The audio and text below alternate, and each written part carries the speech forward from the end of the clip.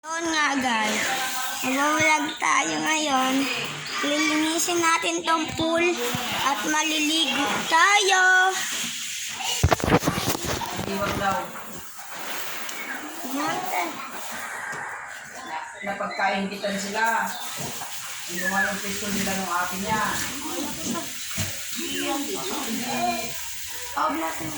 Nagano sila, nagsisi.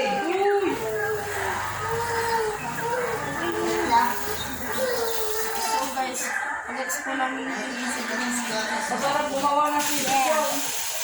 Wait lang po.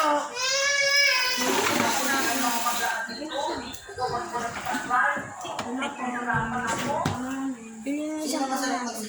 Sila.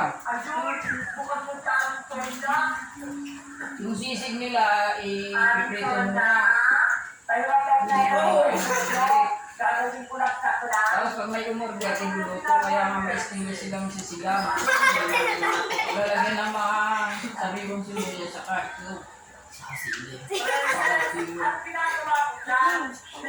Lumayo yun, naging dalawa yung part nila. Si Lumayo yung sarili ng part niya. Kasi may nag-aalaga naman doon sa anak niya, yung ganun yun. Yan guys. Pinapagkaingitan na naman sila kasi yung magulang. Kasi di alam na sila.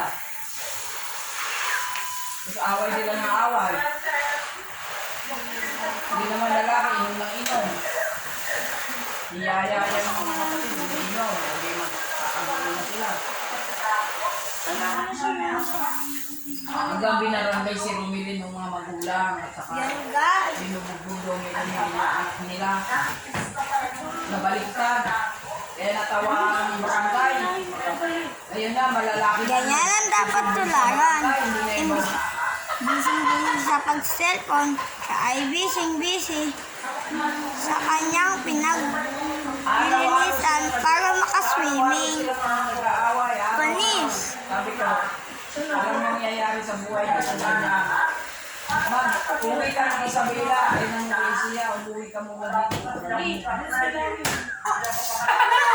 Inaghan mo na nga hiwalay ng asawa na. Eh parang babae na.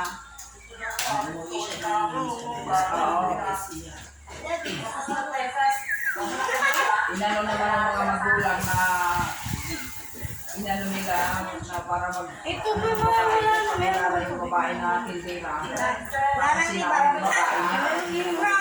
Kinain mo dun dito. Pupunta pa daw doon si Rumirin. Sa baba, sa dulo ng baba.